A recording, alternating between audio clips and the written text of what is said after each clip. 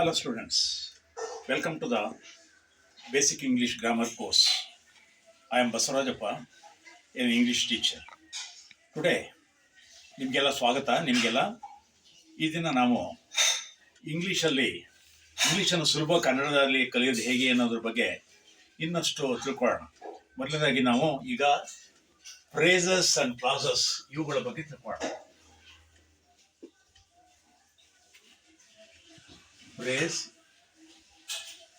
the phrase, the class.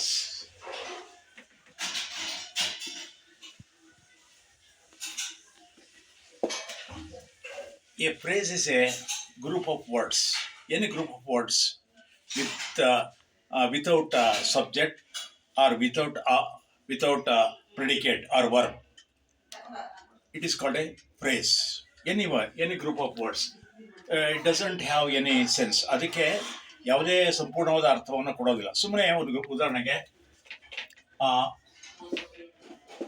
In the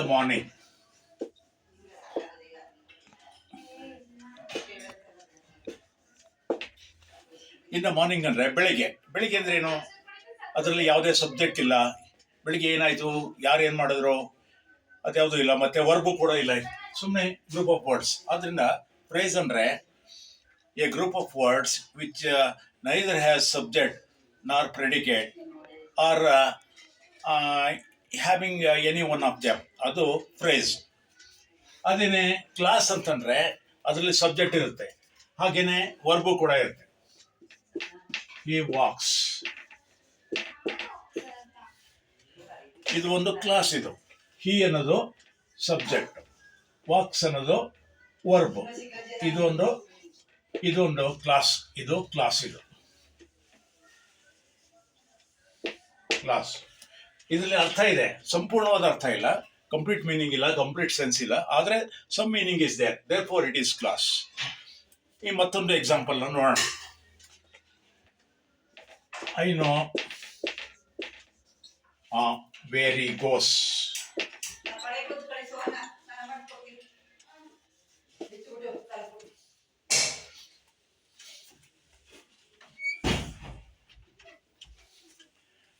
ಇದನ್ನ ಗಮನಿಸ್ರಿ, example ಗಮನಿಸ್ರೆ.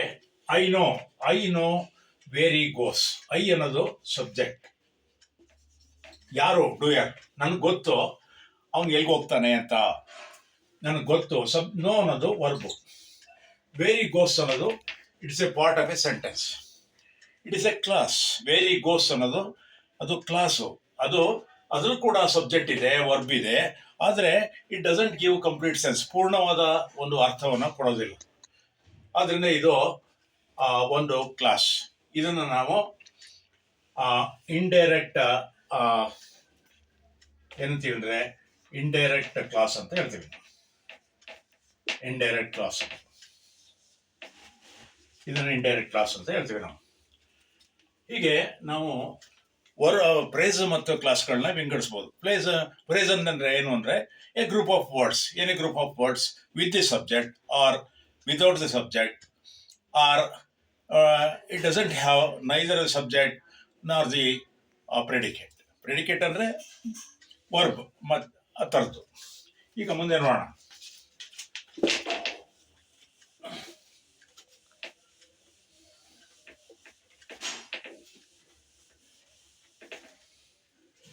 ಈ ಫ್ರೇಸ್ ಸಂಬಂಧಪಟ್ಟಂತೆ ನಾವು ಹೇಳ್ಬೇಕು ಅಂದ್ರೆ at the corner,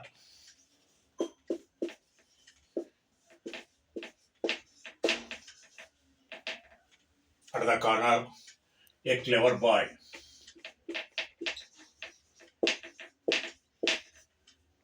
In the street.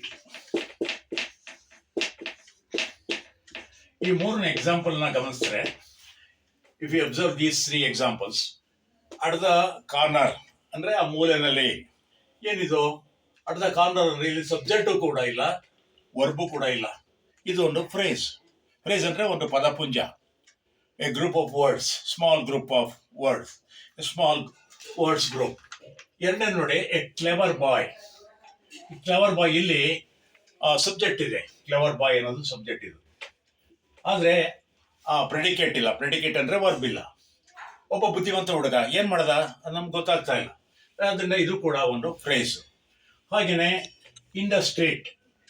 In the street ಅಂದರೆ ಇದು ಇದರಲ್ಲಿ ಸಬ್ಜೆಕ್ಟು ಇಲ್ಲ, ಈ ಪ್ರೆಡಿಕೇಟ್ ಮಾತ್ರ ಇದೆ. ಇನ್ ದ ಸ್ಟ್ರೀಟ್ ಅದರಲ್ಲಿ ವರ್ಬು ಕೂಡ ಇಲ್ಲ. ಇನ್ ದ ಸ್ಟ್ರೀಟ್ ಏನಾಯ್ತು, ಬೀದಿನಲ್ಲಿ ಏನಾಯ್ತು ನಮಗೆ ಗೊತ್ತಿಲ್ಲ. ಇಂಥವೆಲ್ಲ ಫ್ರೇಸ್ಗಳು ಅಂತ ಹೆಸರು. ಅದು ನೌನ್ ಫ್ರೇಸ್ ಆಗಿರ್ಬೋದು, ಅಂದರೆ ಹೆಸರು ಸಂಬಂಧಪಟ್ಟದ್ದು. ವರ್ಕ್ ಫ್ರೇಸ್ ಆಗಿರ್ಬೋದು, ಅಂದರೆ ಕ್ರಿಯೆಗೆ ಸಂಬಂಧಪಟ್ಟದ್ದು, ಕೆಲಸಕ್ಕೆ ಸಂಬಂಧಪಟ್ಟದ್ದು. ಹಾಗೆ ಇನ್ನು ನಾವು ಮತ್ತಷ್ಟು ಕ್ಲಾಸ್ಗಳನ್ನ ಸ್ಟಡಿ ಮಾಡೋಣ.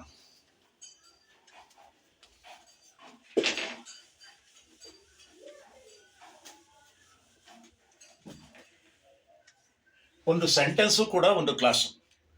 ಸೆಂಟೆನ್ಸು ಕೂಡ ಒಂದು ಕ್ಲಾಸ್. ಅದು ಡೈರೆಕ್ಟ್ ಆಗಿರ್ಬೋದು, ಇಂಡೈರೆಕ್ಟ್ ಕ್ಲಾಸ್ ಆಗಿರ್ಬೋದು.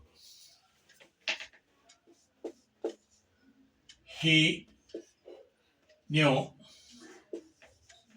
that he was late.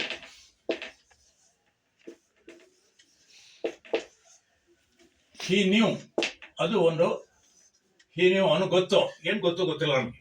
ಇದು ಡೈರೆಕ್ಟ್ ಕ್ಲಾಸ್. ಇದು ಇಂಡೈರೆಕ್ಟ್ ಕ್ಲಾಸ್.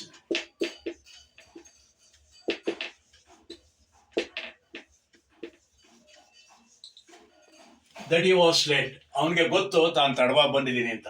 ಇಲ್ಲೂ ಕೂಡ ಸಬ್ಜೆಕ್ಟ್ ಇದೆ ಮತ್ತು ಇಲ್ಲಿ ವರ್ಬ್ ಇದೆ.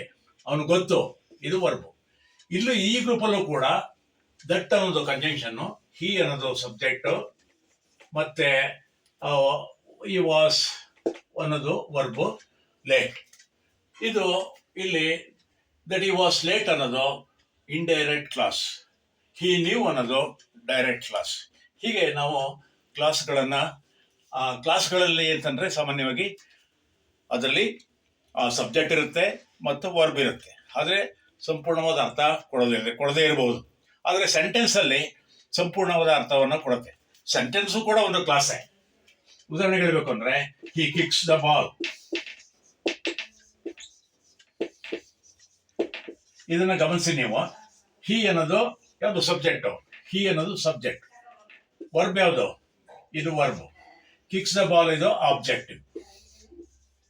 ಇದು ಸಂಪೂರ್ಣವಾದ ಅರ್ಥವನ್ನು ಕೊಡುತ್ತೆ. Who kicks the ball, he. What does he kick the ball ಅನ್ನೋ ಅರ್ಥವನ್ನು ಕೊಡುತ್ತೆ. ಆದ್ರಿಂದ ಇದು sentence is it's a kind of clause with direct clause. So ಇದಿಷ್ಟು ಕೂಡ ಇವತ್ತಿನ ಪಾಠಗಳು, ಫ್ರೇಸ್ಗಳು ಮತ್ತು ಕ್ಲಾಸ್ಗಳು ಸಂಬಂಧಪಟ್ಟಂತೆ. ಫ್ರೇಸ್ಗಳಲ್ಲಿ it lacks either a subject or a predicate or both sometimes. ಅಂದರೆ ಫ್ರೇಸ್ಗಳಲ್ಲಿ ಸಬ್ಜೆಕ್ಟ್ ಇಲ್ಲದೆ ಇರ್ಬೋದು, ವರ್ಬ್ ಇಲ್ಲದೆ ಇರ್ಬೋದು. ಆದರೆ ಕ್ಲಾಸ್ಗಳಲ್ಲಿ ಸಬ್ಜೆಕ್ಟು ಇದೆ, ವರ್ಬು ಇದೆ. ಇಟ್ ಗಿವ್ಸ್ ಸಮ್ ಮೀನಿಂಗ್, ಅದು ಅರ್ಥವನ್ನು ಕೊಡುತ್ತೆ. ಇದು ಕ್ಲಾಸ್ಗಳು. ಓಕೆ ಫ್ರೆಂಡ್ಸ್, ನಿಮ್ಗೆ ಇಷ್ಟ ಆದರೆ ಲೈಕ್ ಮಾಡಿ, ಹಾಗೆ ಸಬ್ಸ್ಕ್ರೈಬ್ ಆಗಿ ಅಂತ ಹೇಳ್ತಾ ಇವತ್ತಿನ ಪಾಠವನ್ನು ಮುಗಿಸ್ತೀನಿ. Thank you all.